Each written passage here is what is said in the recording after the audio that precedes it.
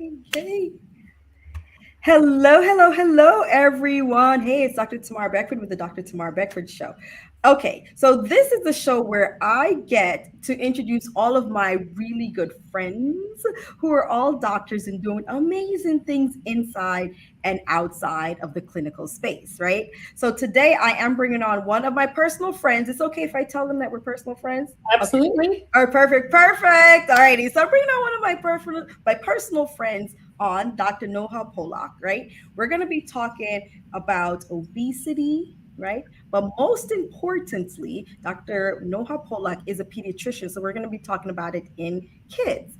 Now, the biggest thing that we're going to cover is how to talk about health versus talking about weight in the kids, right? Now, we're not doing any fat shaming or anything like that. But before I go even further, if you are watching this, I know you're going to really love this episode. So I want you to go on to our website, right? Which is yourcaringdocs.com. That's URCARINGDOCS.com.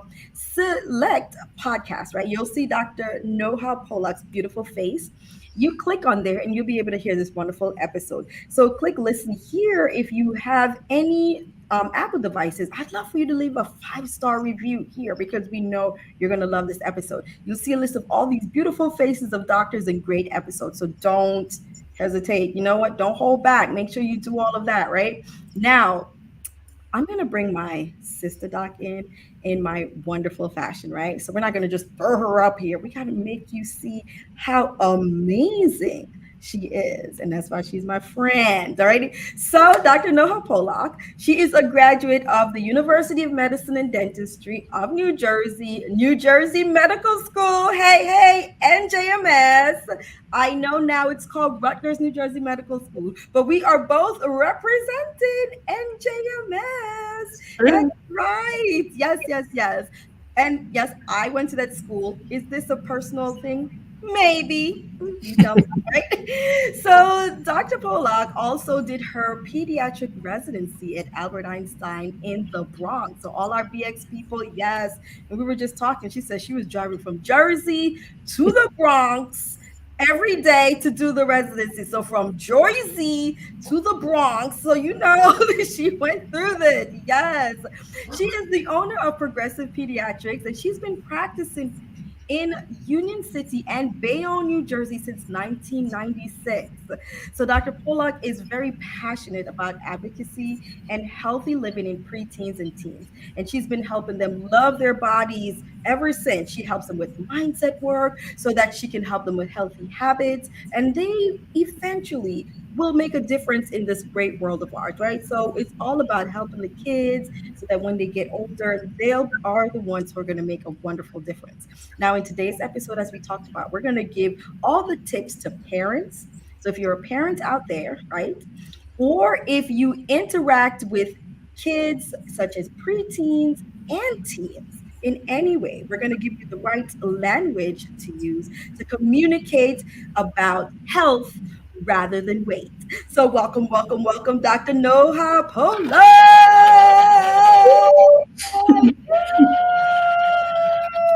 Welcome. Thank you so much for having me. I'm so honored to be on your show today. Oh, I'm excited. Alrighty. So, hey, we have a hello from one of our wonderful sister doc, Dr. Christina Dewey. Hello, Dr. Christina. Thank you so much for joining us. Alrighty. So, Dr. Pollock, we're gonna dig all up in your business, like we said, and go back and you just give us like an idea of what it is that was going on through your mind. How old were you? What was going on when you said, you know what? I want to go into medicine and become a doctor. So just give us that story.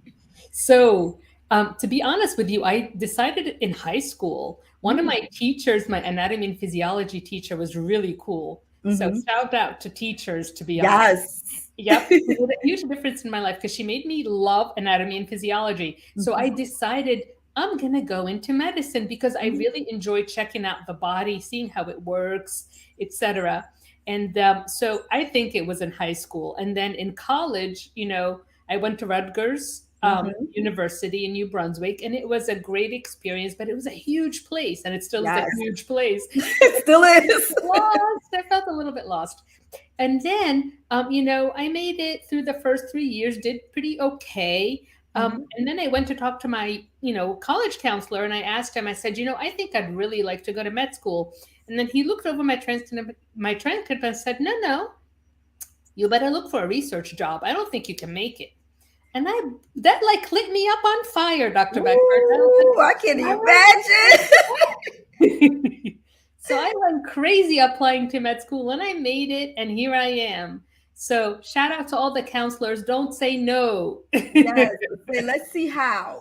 Let's Exactly. find a way how to help. Wonderful, wonderful. No, I can understand, people with very lit fires within them, that's usually a fuel for the fire. I don't think you can do this. Oh, really? Watch me. Exactly. I love it, love it. Alrighty, so now we just went ahead. We have this beautiful introduction to the physiology in the body, the anatomy, and the interest got sparked, pun intended, while you're in high school, and then the fuel to the fire when it's just like, okay, this is what I want to do, especially being told, I don't think you're cut out for it. Yeah, that added a little bit more fuel to that fire. So now you're in med school because you said you went crazy. You're like, I'm going to get this done. You're in med school, but there's so many different specialties that are out there. But you decided to go towards pediatrics. So what brought you towards peds? Oh my goodness, it's the relationships. So I think Mm-hmm. in every field you can form relationships with people, but in Mm-hmm. pediatrics, I have these long-term relationships because now I've been in practice for so many years. Now I get to see the children that I saw as parents, and I Mm-hmm. love that. So when I first Oh, started my residency, I was like, this is kind of cool. You get to see people like evolve. The mm-hmm. evolution for me was great, and I love the connection even more than the medicine part, to be honest. So that's why I Oh. picked pediatrics.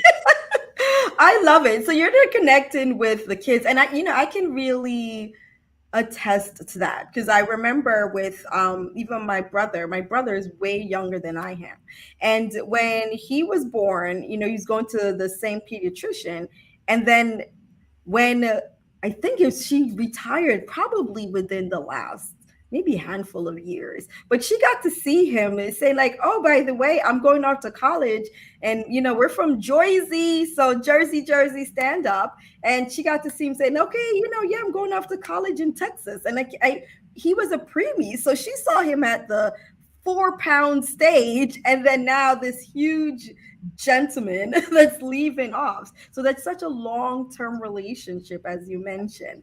That's Yep. I can imagine how heartwarming it is seeing the kids navigate through different, just learning how to walk, learning how to talk, and then like now they're like seeing the world, exploring, and having to think about the different parts that occurs during adolescence and preteens and so on. So now one of the things is happening, and we know that there's obesity is on the rise, and then especially with this pandemic, there was a huge increase in obesity, not just in the kids, in the adults too, but definitely I know the pediatric society has mentioned the rise that occurred during that period of time. Now, what do you think were some of the causes of the increase in obesity in kids? I mean, besides sitting still all day and having to do school without playing outside, Right, I know, right? the stress. I think the stress, made us all, okay, Mm-hmm. myself including, eat Hello, me differently. too. Yep, eat differently. People were snacking more. People were having 5 or 6 meals a day just to get through the day. Mm-hmm. I enjoy eating, so I'm just going to do it because this has been an awful boring day. Mm-hmm. A lot of my patients relate to that mindset, to be honest. And but I think that the American Academy of Pediatrics is focusing on children's weight is totally appropriate. Mm-hmm. I do think that as physicians and as parents, I think the focus needs to kind of change a little bit, Dr. Bedford, Mm-hmm. Mm-hmm. because I feel like the damage that obesity is doing to our children's bodies is terrible. But the damage that our words are saying to these patients and these kids about Mm-hmm. their body is causing even worse damage. So, Yes. so that's why I do speak to my patients about their weight and their health, but I Mm-hmm. talk to them a lot about what they think of their body. What do you Mm-hmm. think? Do you like how it works? Do you like how fast you run? Do you go up the stairs with no problems? That's where I hope to focus attention rather Mm-hmm. than, what's your weight? Can we get it Mm-hmm. down? Let's talk about your BMI.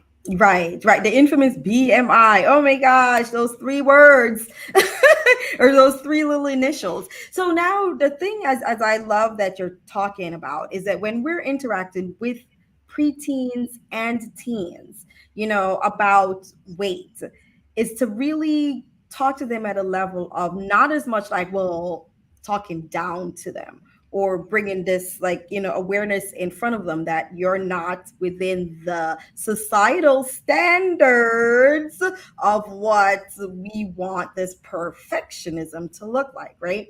And that we're doing it through, well, how are you feeling? So I love the fact that when you're talking to the kids, you're really getting to the underlying of that, so emotionally tapping into them. And when you do that, what are some of the responses that you've been getting from these preteens and teens? I mean, the response is usually kind of surprise, especially from the parents. I love Ah! They're like, "Oh, really? You're not gonna tell me I'm fat? No, I'm not gonna tell you you're fat, child. You're beautiful exactly the way you are. Let's get you Yeah. somewhere where you feel healthy and happy Mm-hmm. and strong." And that's Mm-hmm. really, I'm hoping to focus on that. So I walk into a room, Dr. Beckford, and sometimes you can feel the tension. You kind of cut through it. Yes. The parent is so mad because they just saw the child's weight and the child feels guilty. And then there's usually tears, boys and girls equally, tears. Mm. They feel ashamed of what has happened to their bodies. So I start to just, we all have to change this conversation for these kids' sakes. Please, everyone, Mm-hmm. let's talk about them as healthy individuals that we can help to be even healthier, beautiful Ooh. individuals that we can help to feel good about their health and their body, rather than, I'm going to help you lose 20 pounds or I'm going to help you do this or that.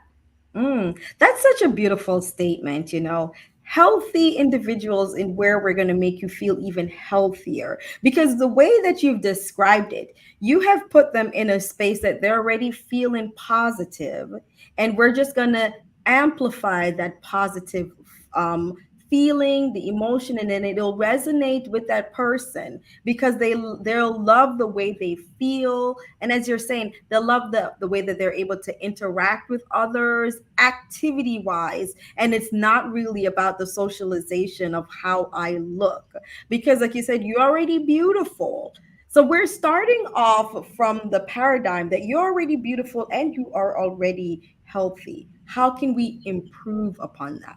And that's a little bit different than the way that we've all been taught to think about it, because we've been taught to think that we're starting from the paradigm of, if you're not in this space, then we're starting with the negative, and let's bring you from negative over to positive. But how easy is it, if you've put me in a negative space, for me to start thinking positively?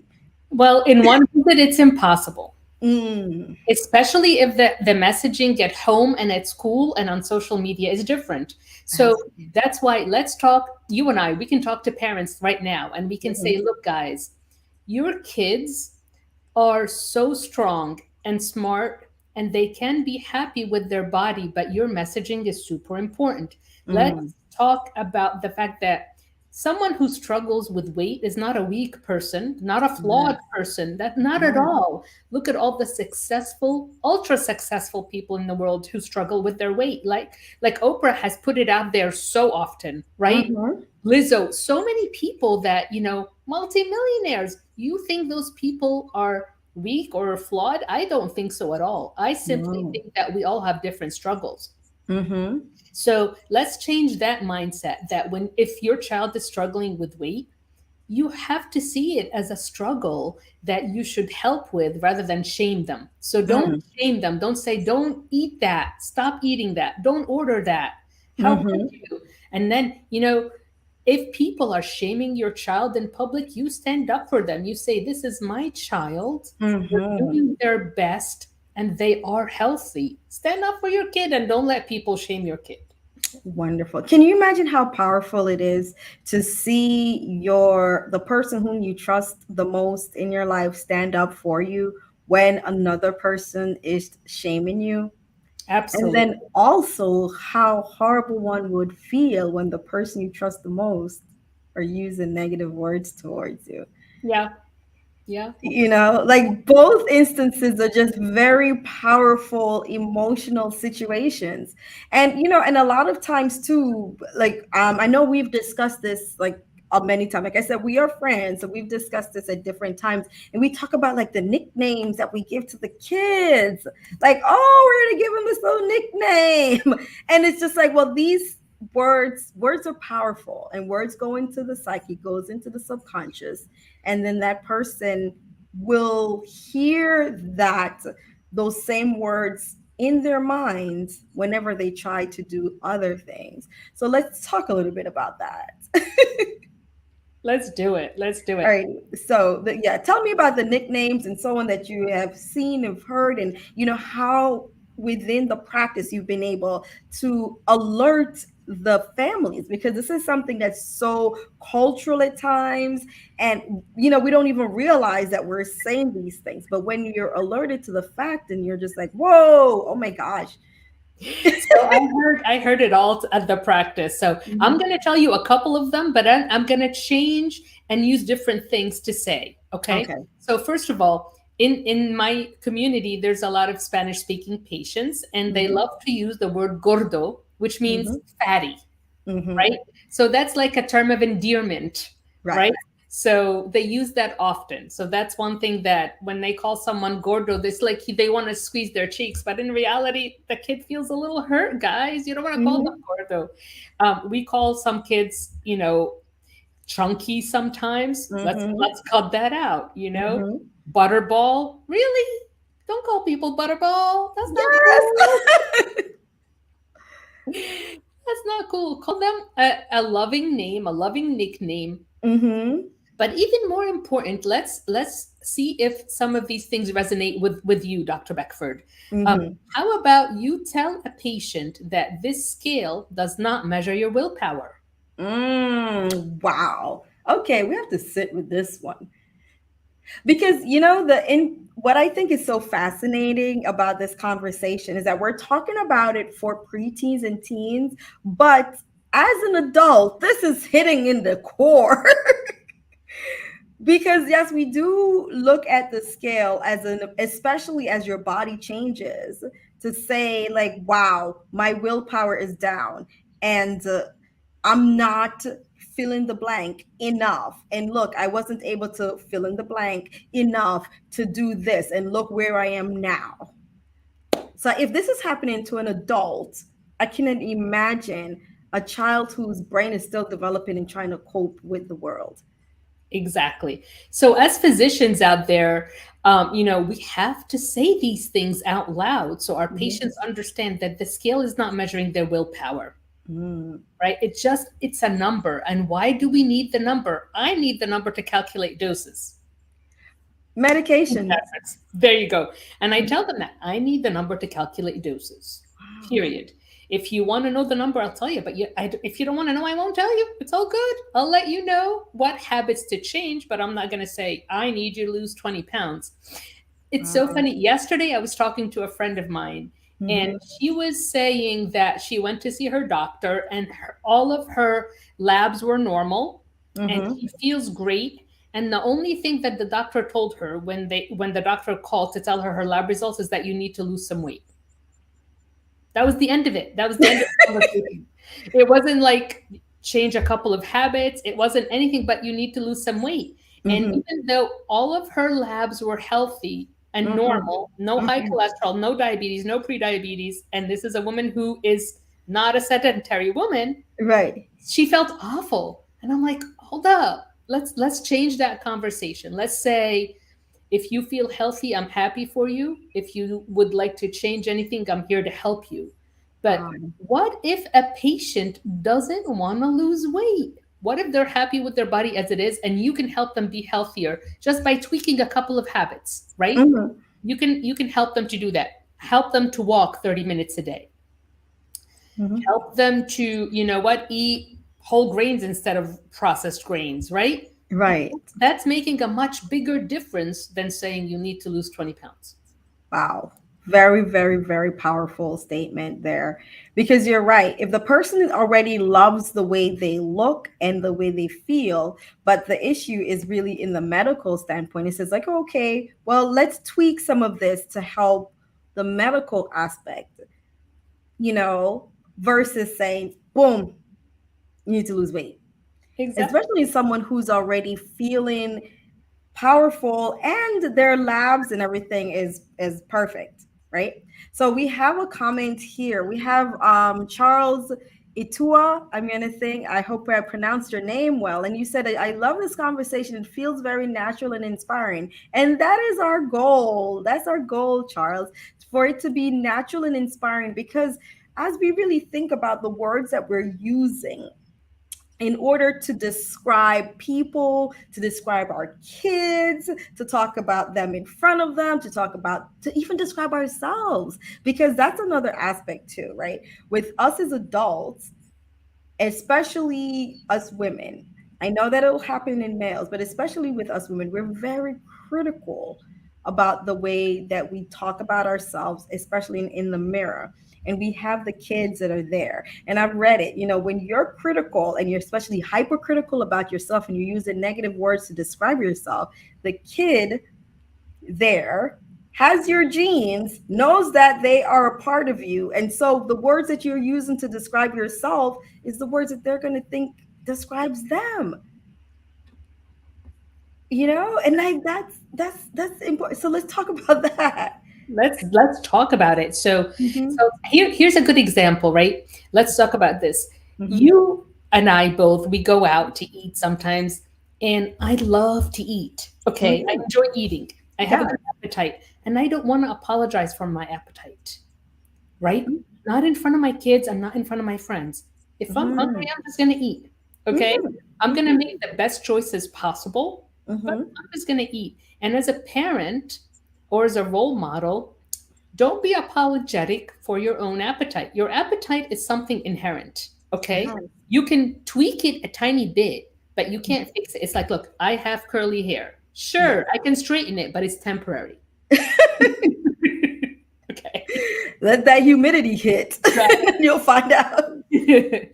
So let's deal with appetite as it's, don't punish your child if they have a big appetite. Don't shame Mm, them. mm, Don't say, look, your brother's only eating half what you're eating. Then they feel terrible about their appetite, which is something that's not within their control. Now, what's within your control as a parent, if you have mhm, a child with a big appetite, is what is in front of them, not mm. not anything else. It's just what comes into your home, right? Are Right. you bringing into your home the most healthy, nutritious food available in your Mm, community? And are you giving them their treats occasionally, but not daily? Right? right. That's your job as a parent. So that's the conversation. Same with you. You're Mhm. sitting there and eating. Don't have a bunch of chips on your plate because that's what your kid's going to eat too. Right? Yeah. Right? Mhm. So don't shame your child if they have a big appetite, because parents are not food police. They're not meant to be food police. Right. Right. Wow. That's a very powerful, powerful statement. And really, as you mentioned with children and the different appetite, like I remember my youngest, when he was born, he's just been a big eater since he's been born. He's 3. I'm acting, he's not like he's this big grown person. He's only 3 years old. And since he came out of that womb, he just wanted more and more. And while my oldest, who's 5, he's very picky, and he really doesn't want to eat as much. But it's good hearing this, because it's good to know as a parent. I'm not going to say, well, Timothy, who is my youngest, like, hey, maybe you need to eat less, because he's just an inherent person who likes to eat, right? And so my job is to just bring as much nutritional food and have as much nutritional food in front of him so that he can enjoy this process. Because I think we've like now gone to this phase in like society where we went from the shame into, oh, you should enjoy the meal. We're finally going back to telling people, enjoy your food, be slow, sit and think about how you hear the crunches of the carrots, the sweet taste. While before we were like, oh, don't eat too much. So we should be, like we say, celebrating the fact that these kids do like to eat. But you said, as the job as the parent is, what are you putting in front of them? Or the job as that caretaker, what are you putting in front of them? But allow them to enjoy that. We have two people that are saying hello, hello, hello. So we have Dr. Dahlia and Blake. Hello, Dr. Blake. Thanks so much. And then we have Dr. Christina Dewey, who said that's so powerful. And I agree. Like some of the words that and what you're hitting there, you're just hitting some nail on the head and making me think about a lot of things about in my own household, in my whole, not saying, Tim, you're eating too much. No, Tim, enjoy your meal. Let me make sure that I bring you, something that's nutritious enough, but enjoy your meal. Wow. Okay, let me see. Input nutrition. Okay, so Christina's letting us know that the government is asking for some input nutrition. Comments are due tomorrow and how to create messages needed. Wow, that's wonderful. Thank you. Thank you, Dr. Christina Dewey. Yeah, absolutely, absolutely. So now, let's talk about the preteens and the teens, and we've been discussing the correct way to really communicate to them. And then this communication, as much as we're talking about preteens and teens, if you are an adult, we need to use some of these same skill sets on ourselves and on each other. How are you feeling are some of the words that we're using, and the questions that we're asking to these teens. How do you feel about how you look? Are you able to do the activities that are you doing? Do you want to improve upon any activity? Would you like to go up the stairs a little faster, and so on? Now let's also we've talked about one end of the spectrum, which is the obesity, and then we have now the other end with this, like the anorexia and the eating disorders. Because I am an athlete and I was told to bulk up, or I am an athlete and I told that I need to be within this category to, you know, be on this particular team, and I can't go too far up on the scale. So, how do you address that with the parents so that they can address it with those who are probably in the authorities at, coaches and so on, that they might not directly have interaction with? Oh, I'd love to answer that question. What a powerful question. So, first of all, the whole goal of my advocacy is to Mhm. prevent that. Ah, Okay. So, I feel like that is the end point of shaming, right? mm, Of misunderstanding people's appetites, of misunderstanding where your body is supposed to be. So, we don't all have the same set points in our bodies, right? I'm mhm, meant to be a certain size, you're meant to be a certain size, period. Helping kids understand that their set point may be different from the skinny mini next door to them mhm.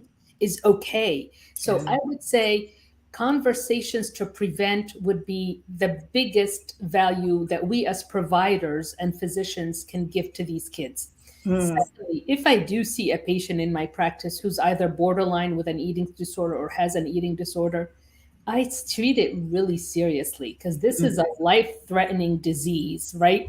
So it's not absolutely. something where I say, oh, let's talk about it, next week or next month. I sit and really just figure out, okay, what are you thinking about your body?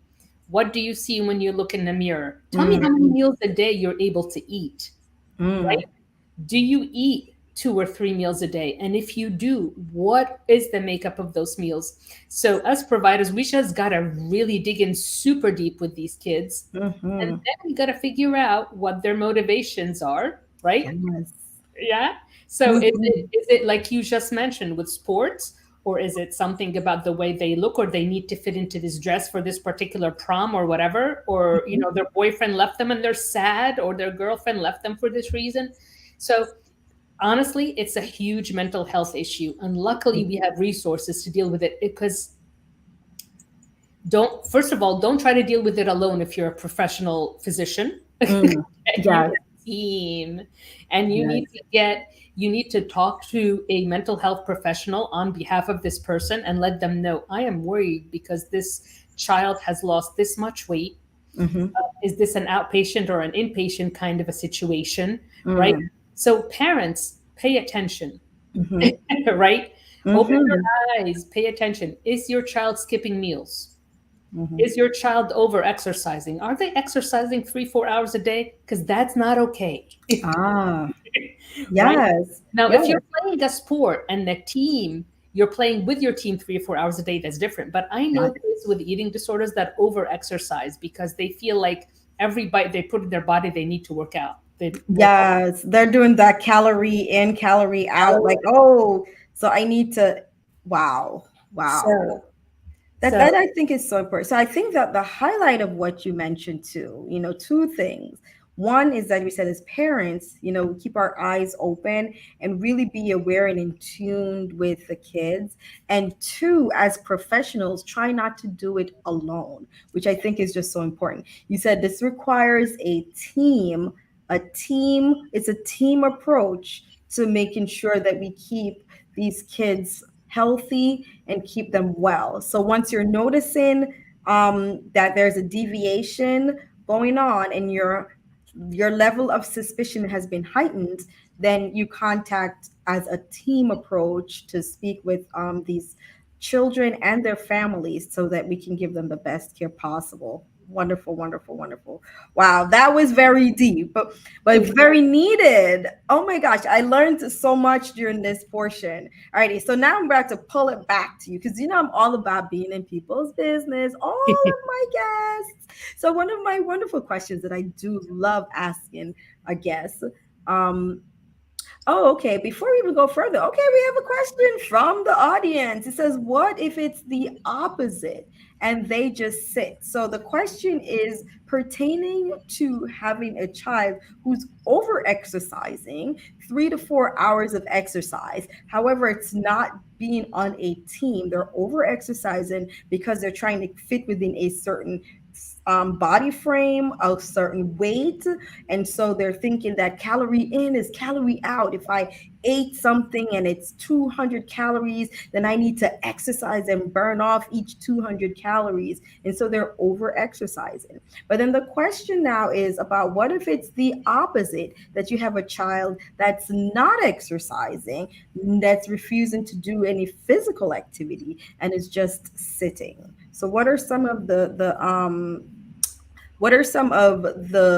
responses to that us as parents can do and in order to help the kids? And then I'll get in your business. All right, go all for right. So first of all, the answer is it depends. If it's a young child, really, if it's not a teenager, right? If it's below 12, 13, it. then my question to the parent usually is, well, what are they doing when they're sitting all day?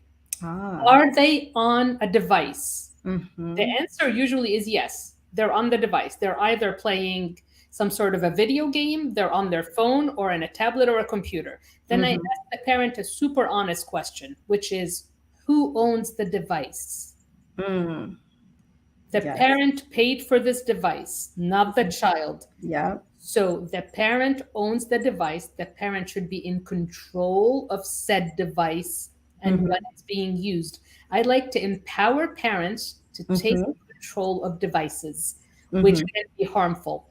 Now, if Yeah. your child is sitting in the house and not using a device all day and not moving, please see your pediatrician. Mm-hmm. Mm-hmm. Because that child is depressed Right. and that child needs medical attention. They're not simply lazy. Children are not inherently lazy. Mm. Okay. What they will do is entertain themselves. And Mm-hmm. it's easier to entertain themselves with a device, they're going to do that. Right. Okay. But if they're not even entertaining themselves and they're not moving, then we have a medical problem that should be dealt with as such. Do not Mm. call them lazy. Do not shame them. That's not going to ever work. That's going to make them withdraw even more, right? Wow. So, what is a parent's job? You're not the food police, but you are the electronic police. Oh, there we go. We have empowered you with the badge to be the electronic police. Okay. So we are there ensuring that we're empowering you to really keep an eye on these kids and the devices. So keep them moving and keep them active. As you mentioned, which is a powerful statement, which is that children will find ways to entertain themselves. And if it's ways through electronics, then they'll do that. It's an easy way to sit and be entertained. However, if they are not using electronics and they're not entertaining themselves and they're just sitting, then there's something wrong.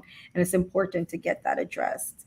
Get to your pediatrician, and then they'll get that team approach to helping you. Absolutely. Wonderful, wonderful, wonderful. We have Dr. Nupi, who's coming in from the UK. Hi, Dr. Nupi. She says we are the electronic police. She loves it. She loves it. She loves it. Wonderful. Alrighty. So now we've been talking about that, and I wanted to find out, after so many years you've been taking care of so many wonderful kids, their families, now you're doing second generation. So what is it that Dr. Noha Polak is doing for her self-care? Well, I take good care of me. I exercise. I do work out 3 to 4 times a week. I Mm-hmm. love to go out on walks when it's not 90 degrees out in Jersey. So I'm out walking around the Well, we're not going to reservoir. talk about that because I'm in Texas. We Yes, rolling at a good 108 right now. good Lord. So I do exercise because it's important to me and it helps to clear my mind. I Mhm. also do go for walks. I love paddle boarding. So in the summer, we go paddle boarding. Um, and honestly, I connect with friends like you and I surround myself with people who are similar mindset. Telling you, have in our conversation, so people are really feeling it. So, and I have some of them on board. And if we discussed earlier, kids who are under 12 and are in a sedentary lifestyle, we discussed what's going on. Now, when those kids are a little older, they've changed. So the question is,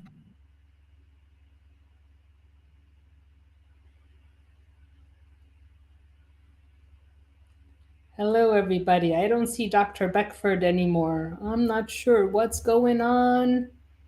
So I will talk until Dr. Beckford comes back. I'm not sure what's happening. So, anyway, what I wanted to talk to you about next is try not to label food as food that's either a little healthy or very healthy. Ah, here you are. I yes, I am. I know I lost that connection, but I still remember the question. So we talked about the teens, and the other question is, what about kids or kids who feels judged by others and who might even have mental illnesses? So how can we help those? don't Marcy, think I I think. heard the question properly because you were breaking up, Dr. Beckford. Okay, okay. So the first question is related to talking about kids who were preteens and having sedentary lifestyle. And we discussed that if their kids love to entertain themselves, and therefore if they're not, something's usually wrong. So now the question is asking, what if it's a teenager? So the teens that are doing the sedentary lifestyle. And then another question, and Charles, if you're still watching, I'd love if you can repost your question so that I can ensure that I can get it properly. Um, so they said, what about if we have a teenager who's being judged by other teens, and this either causes mental illness, or that teen might already have mental illness. So there's those two conversations that they want to delve into. So that's a really big one. Teenagers are super sensitive. And Mm-hmm. I like to talk to kids really early on about the difference between an opinion and a fact. Ooh, love it. Okay. So if someone tells me I have beautiful blonde hair, that is their opinion, definitely not a fact. I will not believe them. If someone calls your child fat, that is their opinion, not a fact. So, Mhm. first of all, you are, as a parent, get to say, Is that an opinion or a fact? Now, if your child believes that that's a fact, that could Mm, be motivating for them to get healthier, but that doesn't mean that they have to lose weight. They right. also should honestly push back a little bit verbally and say, I feel good in my body. They're Mm, allowed to say that out loud. They're allowed to say that in their own head. And if they don't feel good in their own body, that's mm-hmm, the pediatrician's job. That's when their doctor should have a conversation about small tweaks in their lifestyle that can make a lifelong difference. mm, So help your child understand that people's opinions are not facts. mm-hmm, People's opinions do not give us self worth, right. right? Right. So Absolutely. if your child is really struggling with this, they definitely need therapy. Okay. Absolutely. Now, I get a lot of parents in my practice that tell me, my child doesn't like their body, but they're not depressed. They feel fine. How do you know, mom or dad? The answer Mm, usually is because they talk to me about everything. And I ask them, and they say that they're not depressed. But I want another big message to parents: your children want to spare you. Your children love mm, you. And if they're hiding their true sadness or depression, it's because they're trying to spare you your feelings because you're working so hard to make ends meet for them. Why would mm-hmm, they put something extra on their plate? And when I talk to children alone without their parents in the room, and that's what they always tell me, I feel this way. And I always say, well, did you talk to your parents about this? And the answer usually is they have so much on their mind. I can't manage to bring this up with them. So, wow. parents, follow your gut. Even if your kid says they're not sad or depressed, but you see them having Mm, issues, they need a professional to talk to. So, to answer Charles's question, the answer is therapy is really helpful to help with self esteem, self confidence, and to just figure out what an opinion is versus a correct. fact. I love it, love it, love it. I love the opinion versus fact, and I'll probably use that as my kids get a little bit older, and then we can discern, opinion versus fact. And then I'll be using all of this on me because that's true. Like, is this an opinion or is this a fact? Now, as an adult, I can say it out loud and ask you. So if you throw something at me, I might just have to ask you, well, is this an opinion or is this a fact? Absolutely. I can handle it. Throw it at me. Yes, we'll throw it at you. So when you're throwing negative talk to people, and then I said it's so important, the words that come out of your mouth before it should go through those filter. We've all seen that, right? Go through the filter. Like, is it helpful? Is it harm? Like, what is the intention of your words? Like, is there something that you're saying just to talk, or did you have the intention of helping or harming? Like, and think about that before you release those words from your mouth. And Charles wants to thank you very much for that wonderful, wonderful set of explanation and tips and advice pertaining to the teenagers. Thank you. So Dr. Nupi says she has 13-year-old twins, and then she has to tell this to her twins too. Yeah, which is wonderful. Wonderful. So did you have something else to add? No, I mean, it's really important that we realize, and I spoke to a lot of therapists about this, that they deal with adults in their 40s, 50s, and 60s who still remember being called things when they were 10 years old. Mm-hmm. Okay. So pay attention, guys, to what people are saying to your kids. And Mm-hmm. if they're saying hurtful things, go ahead and protect your kids by saying, my child is healthy and I love them the way they are. Use those Absolutely. words in front of your child. Let Mm. them know how much you appreciate and love them no matter what other people say. Absolutely, absolutely. Wow. That's just so important for us to stand up, like we said, for our kids, because you are one of the most important people in their lives. And if you are one of the most important people in their lives and you are standing up for them, you're their superhero. You're blocking it with the shields and the armor and you're protecting them. I cannot imagine how empowered they'll feel further on. And it'll continue opening the doors of conversation if others try to use negative words towards them, and then they eventually become empowered enough to say the words themselves, Absolutely. right? Yep. Absolutely. Absolutely. All righty. So we're almost at the end. Yes, the teens are tough. And I do want to know, so Dr. Pollock, if you weren't a doctor, this is one of my fun questions that I ask all of my guests. If you weren't a doctor, what would you be? Oh, child, I would be a dancer. I would just dance all day long. I love it. So we have a couple dancers. Okay, I love, love, love, love, love this. So we have the dancing queen. Any particular style of dancing that you like, or you just once the music hits you, That's it. I just want to freestyle it. love it. Once the music hits you, like they said Bob Marley has this phrase on his song. He says, "One thing about music is that once it hits you, you feel no pain." So you are just there. There it is. There it is, and dancing, dancing, dancing away. Alrighty, so now you really hit some very powerful topics, and this it's within itself about how to speak to your preteens and teens, how to get the powerful message out there that we're not discussing weight, we're discussing health. And I think this is just very powerful. And this is a message that needs to be spread all throughout. And I know that you're a powerful speaker. So I know that there are others who are listening or watching or probably will see this replay, listen to this audio on our podcast, and they want to get in contact with you to have you speak to their churches, to have you speak to the schools, especially, right? Guidance counselors, colleges, to have the even in the societies, organizations that are there within the community. Like you're in New Jersey, and we got North Jersey, we got South Jersey, and we have New York. You're in North Jersey, so you're right across from New York City, Manhattan. Really getting this powerful message out there. How can these people find you, Dr. Pollock, so that you can really continue spreading that health is really more important than weight, especially in these preteens and teens? Oh, thank you for that. First of all, LinkedIn is a great place to find me if you're looking for a speaker. I love speaking virtually, in person. I can do it all. Um, about this topic, super excited to talk about this topic because I think it can change the world for Mhm. our young people, to be honest.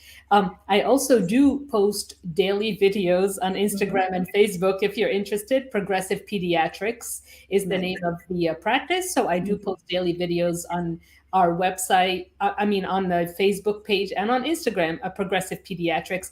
And also on LinkedIn, it's my name, Noha Polak. Wonderful. So, you guys out there, this is just so powerful. And this is coming from someone with many years of experience. You've been doing it there within the Northeast area. So, spread this message, although it's originating from our wonderful physician in the Northeast, it's a message that needs to be spread throughout the world. It's really important for us to really take a look at how we're speaking to our children, how we're speaking in front of our children, even more importantly, and the message behind the words that we're saying, and sometimes even the hidden messages that we're taking for granted. So come and connect with Dr. Noha Polak if you're on LinkedIn. We have a lot of people on LinkedIn. Yes, there. And like, thanks, Dr. Nupi, hashtag Progressive Pediatrics. They're on Instagram. If you want to get in contact with her there, you can do so. I thoroughly, thoroughly enjoyed our conversation. My sister Doc, I'm glad I was able to get her out to you all. We've been talking about this for a long time. We finally did it. We did it. We did it. We did it. So, as we mentioned, if you would like to see this wonderful conversation again, you can go to our website, which is ouryourcaringdocs.com, and just select podcast. And if you are a physician and you would like to be on the Dr. Tamar Beckford show, so just go ahead and send an email to Dr. Tamar Beckford at yourcuringdocs.com, and then let me know. Just say, hey, I want to be on your show, and then we will send you the link. And then we'll have you connect. Now, do keep in mind that the show is booked out roughly 3 months in advance. So if you have a grand opening, if you have a book release, if you have any great big thing that you just want everybody to know about, do time it, right? If you want to just come on and show your great expertise of things that you're doing inside and outside of medicine, wonderful. Also book. I'd love to have you on so that we can have everybody know all these amazing things, because us docs, we're not one trick pony. We had a lot of skills out there, right? So thank you so much, Dr. Noha. Thank you so much for jumping on the show. Thank you all the people in the chat for lighting up the chat and helping to continue this wonderful conversation conversation. Is there anything that you would like to say? Let's give a last minute advice or tips before we go.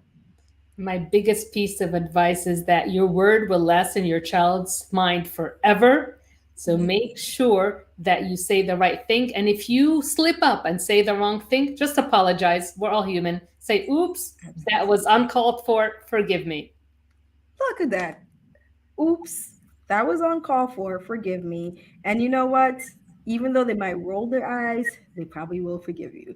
So wonderful, wonderful tip. Thank you so much. Thank you guys all. We're going to sign off. We'll see you guys next time. Bye bye. Have a great day.